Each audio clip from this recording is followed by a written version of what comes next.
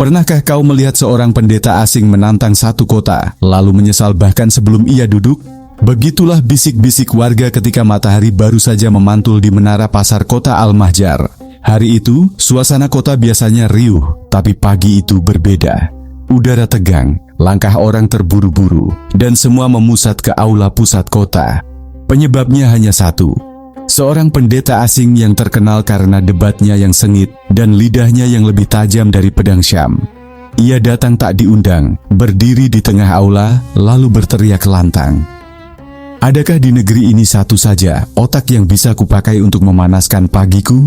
Kerumunan terdiam. Beberapa warga merasa tersinggung, beberapa lainnya sekadar menatapnya seperti melihat pedagang karpet yang salah arah. Pendeta itu melangkah sombong, jubahnya berkibar, seakan setiap ayunan langkahnya adalah hinaan. Di balik tirai balkon aula, wali kota menghela napas panjang. Ini buruk, sangat buruk, gumamnya. Jika tak ada yang meladeninya, kota kita dianggap bodoh. Jika ada yang meladeninya, bisa-bisa kita dipermalukan lebih parah.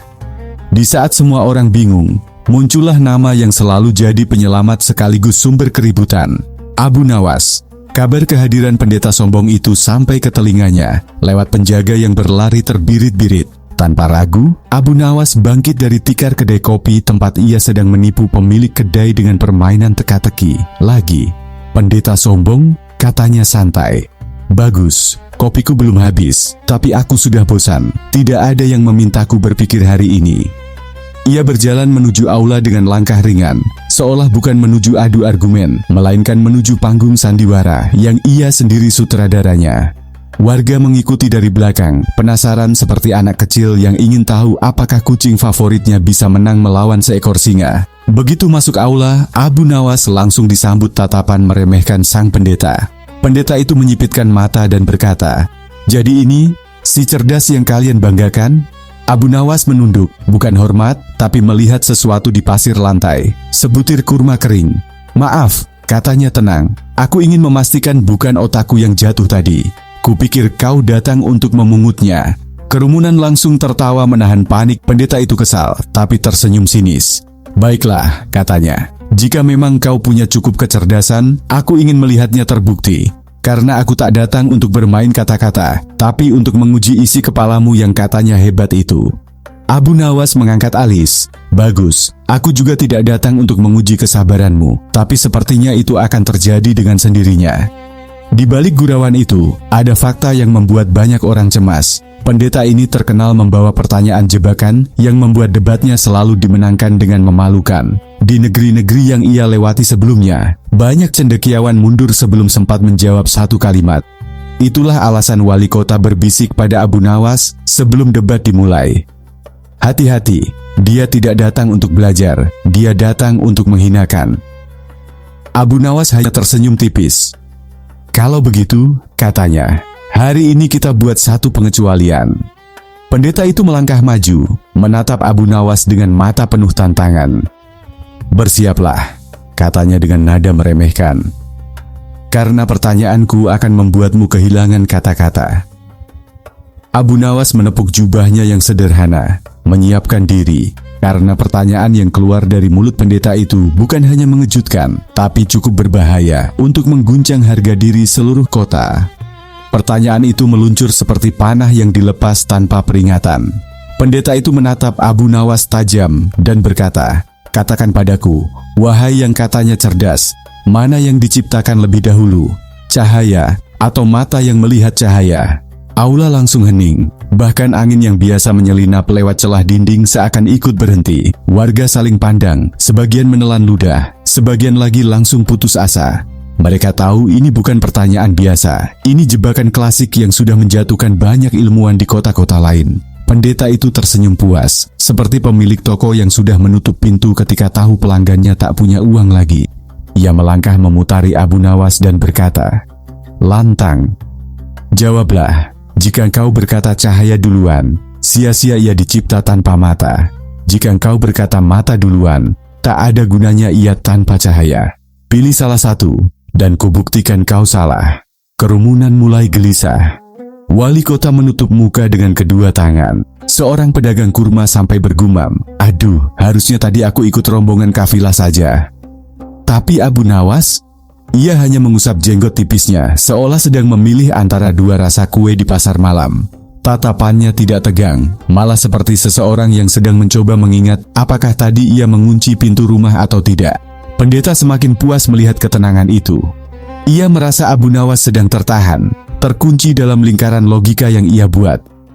"Ah," katanya keras, "rupanya kepintaranmu hanya cocok untuk menipu penjual kopi." Warga terperanjat. Ini sudah mulai memanas.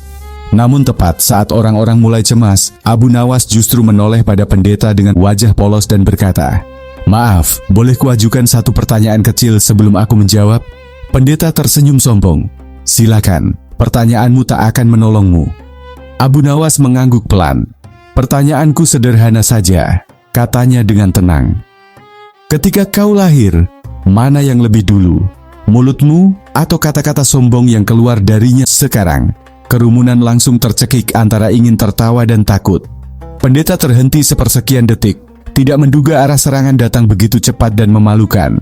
Sebelum ia sempat membalas, Abu Nawas menambahkan, "Kalau kau menjawab kata-kata duluan, berarti kata-kata itu berkeliaran tanpa tempat tinggal. Kalau kau jawab mulut duluan, mengapa mulutmu kosong waktu itu? Kau lihat sendiri, jebakanmu kembali padamu." Pendeta mematung. Kerumunan mulai berbisik. Wali kota yang sedari tadi menutup wajah kini mengintip dengan satu mata. Tapi pendeta belum menyerah. Ia menggertakkan gigi lalu berkata keras, "Aku tidak datang jauh-jauh hanya untuk diolok. Aku ingin jawabanmu, Abu Nawas. Jika kau berani, jawab dengan logika, bukan dengan kelakar pasar." Suasana menegang sekali lagi. Pendeta menatapnya penuh amarah. Para penonton menahan napas, dan wali kota hampir pingsan karena stres. Abu Nawas akhirnya berdiri tegap. "Baik," katanya, "kalau kau ingin jawaban yang sungguh-sungguh, aku akan memberikannya. Tapi ingat, setelah ini kau tak boleh marah bila kepalamu agak pening." Pendeta tersentak, tapi tidak mundur. Abu Nawas mendekat satu langkah. Dengan suara yang membuat seluruh aula menegang, ia berkata, "Jawabanku akan membuatmu melihat sesuatu yang tidak pernah kau sadari, bahkan sebelum kau menanyakan pertanyaan itu." Aula kembali hening, seolah seluruh kota menunggu satu kalimat yang bisa menjatuhkan atau menyelamatkan kehormatan mereka. Pendeta itu berdiri dengan dada membusung, yakin bahwa Abu Nawas akhirnya terdesak. Tapi Abu Nawas hanya tersenyum. Senyum yang biasanya muncul sebelum ia melakukan sesuatu yang membuat lawannya menyesal lahir pagi itu. Dengan langkah perlahan, ia mendekati pendeta sembari berkata ringan, "Pertanyaanmu hebat, bahkan begitu hebatnya sampai membuatku ingin menjawabnya dengan cara yang tidak biasa." Pendeta mengangkat dagu. "Jawab saja, atau kau takut terjebak?" Abu Nawas menatapnya tajam.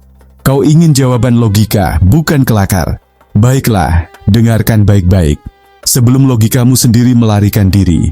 Kerumunan menelan ludah.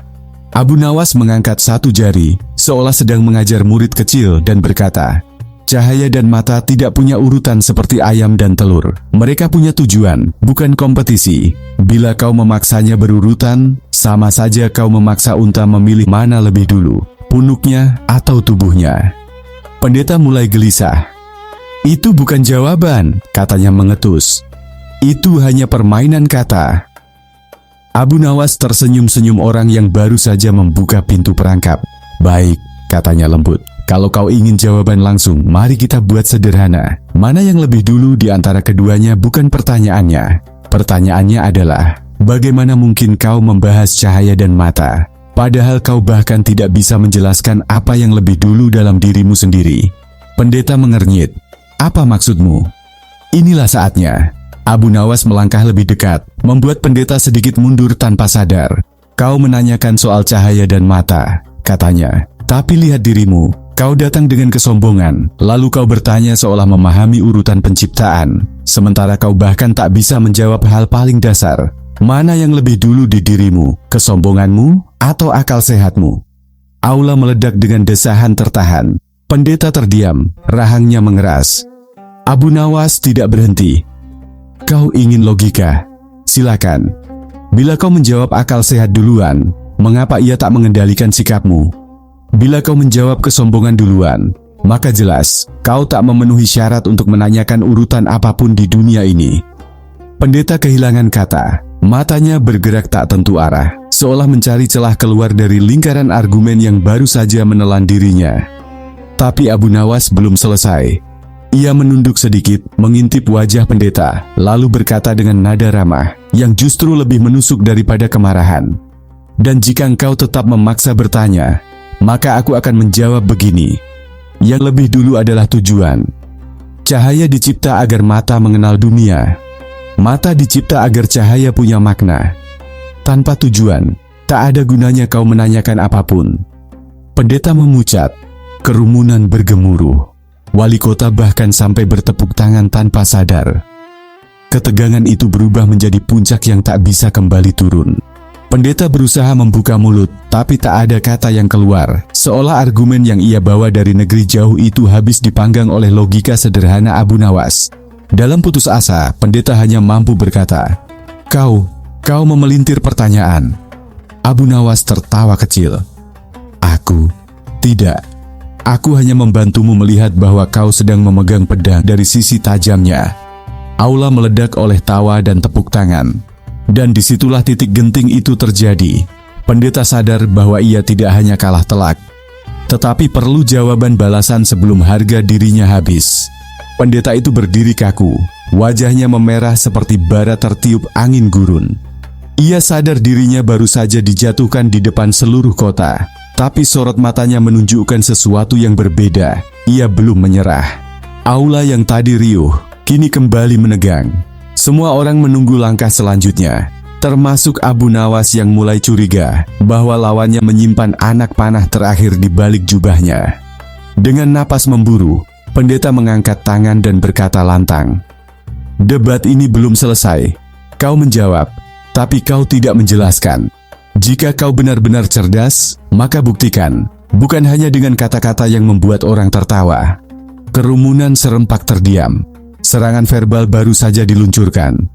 Abu Nawas mengusap dagunya pelan. Senyumnya kembali muncul. "Baik," katanya, "jika engkau ingin pembuktian, mari kita buat sesuatu yang bahkan anak kecil pun bisa memahaminya." Pendeta mengerutkan kening. "Apa maksudmu?" Abu Nawas menoleh ke kerumunan. "Siapa di sini yang membawa lentera?" Seorang pedagang minyak lampu mengangkat tangan. "Aku, lentera dan minyak. 2 dirham kalau kau beli sekarang." Aula seketika tertawa, tapi Abu Nawas melambaikan tangan. "Pinjam saja. Kalau aku harus membeli untuk menyelamatkan kota, nanti kita tagih dari wali kota." Wali kota langsung batuk keras, seolah tersedak nasibnya sendiri. Pedagang itu memberikan lentera tanpa dinyalakan. Abu Nawas mengangkat lentera itu tinggi-tinggi dan berkata, "Lihat, inilah mata tanpa cahaya." Ia menggoyang-goyangkannya, tapi lentera itu tetap gelap. Pendeta memelototkan mata. "Apa gunanya itu?" "Sebentar," jawab Abu Nawas. Ia meminta pedagang menyalakan api kecil. Lentera itu menyala, cahayanya menyebar hangat ke seluruh aula. "Dan inilah cahaya tanpa mata," lanjut Abu Nawas. "Cahaya itu ada, tetapi lentera tak bisa melihat apapun." Kerumunan mengangguk, mulai mengerti. "Sekarang," kata Abu Nawas, "ketika cahaya dan wadahnya digabung, apa yang terjadi?" Ia menutup lentera sebentar, lalu membukanya perlahan. Cahaya menari keluar, mengusir gelap di sekitar. "Dua hal yang tak berguna kalau dipisah," katanya, "tapi sempurna ketika bekerja bersama." Pendeta menggigit bibir. Abu Nawas mendekat dan berkata dengan nada rendah namun menusuk, "Kau memaksa menanyakan mana lebih dulu, padahal yang lebih penting adalah, untuk apa keduanya ada? Tanpa saling melengkapi, keduanya tidak memiliki makna." Kerumunan mulai bertepuk tangan, tapi Abu Nawas mengejutkan mereka dengan kalimat berikutnya. Namun, ada satu hal lagi. Ia menurunkan lentera, mematikan apinya, dan berkata, "Cahaya tak pernah memamerkan dirinya, mata tak pernah sombong bisa melihat, yang sombong hanyalah manusia." Aula langsung hening. Pendeta tersentak. Untuk pertama kalinya sejak datang, ia kehilangan seluruh keangkuhannya. Abu Nawas melanjutkan, "Kau datang untuk menguji kecerdasan kota ini, tapi kau lupa bahwa ujian pertama justru untuk dirimu sendiri. Pendeta menatap lantai. Dadanya naik turun. Dan tepat ketika semua mengira ia akan pergi dengan malu, pendeta itu mengangkat wajahnya dan berkata lirih, "Baik, kalau begitu, ajari aku bagaimana seharusnya bertanya." Kerumunan serentak terbelalak. Bahkan Abu Nawas sempat berhenti berkedip. Disitulah titik balik itu muncul. Lawannya yang sombong kini meminta bimbingan. Kota yang tadinya ketakutan kini berubah kagum. Abu Nawas akhirnya tersenyum lebar dan berkata, "Kalau begitu, bersiaplah. Pertanyaan berikutnya jauh lebih penting daripada semua yang kau tanyakan hari ini." Aula kota kembali sunyi, namun kali ini bukan karena ketakutan, melainkan karena rasa penasaran yang meletup-letup. Pendeta yang tadi berdiri pongah, kini menatap Abu Nawas dengan mata yang berbeda. Bukan angkuh, bukan marah, tapi ingin belajar. Abu Nawas menatapnya lama, seakan memastikan bahwa perubahan itu benar-benar tulus. Lalu ia berkata, "Jika kau ingin belajar cara bertanya, kau harus mulai dari yang paling sulit, yaitu bertanya pada dirimu sendiri." Pendeta mengangguk perlahan. Suasana berubah lembut, tapi tegang dalam cara yang berbeda. Abu Nawas mengambil lentera yang tadi ia matikan, mengusap kacanya yang berdebu, lalu berkata, "Pertanyaan terpenting bukan mana yang lebih dulu, atau siapa yang lebih benar. Tapi, apakah kita siap menerima jawaban, meskipun jawaban itu menampar keangkuhan kita sendiri?" Pendeta menunduk, seakan kalimat itu menumbuhkan cermin di hadapannya. Warga kota saling pandang, karena banyak dari mereka juga merasa tersentil. Abu Nawas melanjutkan, "Lihat lentera ini, ia tidak memaksa cahayanya lebih terang dari bulan. Mata pun tidak memaksa untuk melihat lebih dari yang mampu ia lihat. Keduanya hanya melakukan tugasnya." Kemudian ia menatap pendeta dalam-dalam dan bertanya, "Dan tugasmu apa, wahai pendeta? Bertanya atau merendahkan?" Pendeta menarik napas panjang.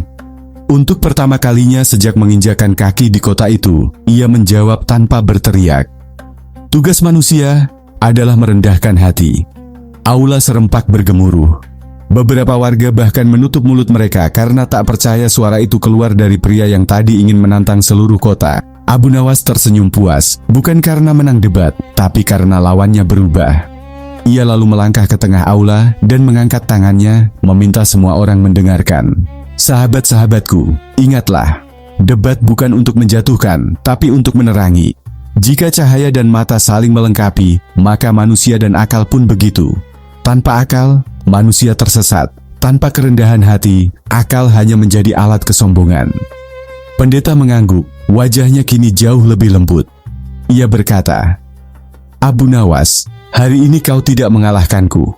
Kau membuka mataku." Kerumunan bersorak, namun Abu Nawas mengangkat tangan, meminta semuanya hening. "Tidak ada yang kalah," katanya. "Yang kalah hanyalah kesombongan, dan itu bukan milik satu orang saja." Kota bergemuruh oleh tepuk tangan, namun secara diam-diam, pendeta mendekati Abu Nawas dan berkata lirih, "Aku datang untuk menantangmu, tapi sekarang aku ingin kembali membawa pelajaran dari kota ini." Abu Nawas menjawab santai, "Kalau begitu, bawalah lentera ini. Kau tak perlu minyaknya. Cukup ingat bahwa cahaya sejati ada di sini." Ia menunjuk dada sendiri. Pendeta tersenyum-senyum yang tidak pernah terlihat darinya sebelumnya. Ia mengambil lentera itu, membungkuk hormat di hadapan Abu Nawas, lalu berjalan keluar aula dengan langkah yang berbeda, langkah yang sudah kehilangan beban kesombongan. Warga menyambut perubahan itu dengan rasa bangga. Wali kota yang dari tadi stres akhirnya tertawa dan berkata, "Alhamdulillah. Aku kira tadi aku harus menjual rumah untuk bayar kerusakan debat hari ini." Gelak tawa memenuhi ruangan. Dan tepat ketika suasana kembali riuh, Abu Nawas menatap kamera waktu seolah berbicara pada penonton dan berkata, "Ingat satu hal, kadang yang paling terang bukan cahaya, tapi kesalahan yang akhirnya kita sadari."